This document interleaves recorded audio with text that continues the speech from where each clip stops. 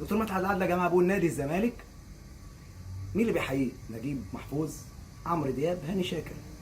مين اللي بيشجع النادي الاهلي؟ سعد الصغير بتاع بحبك يا حمار. بصوا يا جماعه، دكتور مدحت بيدرس لنا احنا كفنانين، يقول لنا بص يا سعد، عايز تغني بحبك يا حمار، عايز تغني الكلب الاسد، غنيها جوه فيلم. اذا انت عارف يا دكتور ان اغنيه بحبك يا حمار دي صياغه جوه فيلم. يعني انت اللي بتعلمنا كده، لما انت تطلع بقى وتعايرنا بيها. شاديه غنت للحمار، صح يا دكتور؟ استاذ شكوك غنى الحمار، رحمه الله عليهم. فدكتور انت كده بتعمل تنمر. عارف ليه بتعمل تنمر؟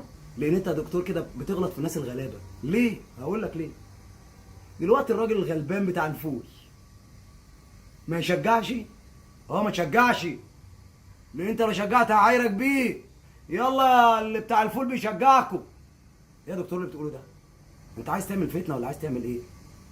وبعدين عايز اقول لك حاجه ليك انت بقى يا دكتور، انت اصلا ما تعرفش حاجه في الكوره، فانت ما ينفعش تطلع تحلل. سيب الدكتور طه اسماعيل، الناس العمالقه دي تطلع تحلل. انت راجل بتاع افلام وسيناريست وراجل منتج ومعاك فلوس، مالكش دعوه بالناس الغلابه، ما تخبطش في الناس الغلابه. وبعد اذن حضرتك يا دكتور ما تطلعش تتكلم في الكوره، اطلع اتكلم على الفريق بتاعك بس، مين حلو ومين وحش ودمتم على كده. ما تجيبش سيره النادي الاهلي.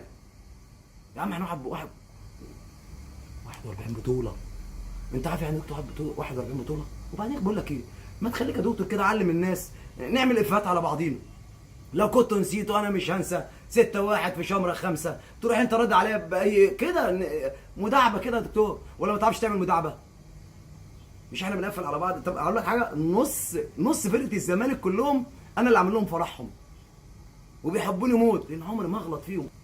تيجي نقفل على بعض، اعلمك تقفل ازاي، هقول لك تقفل ازاي.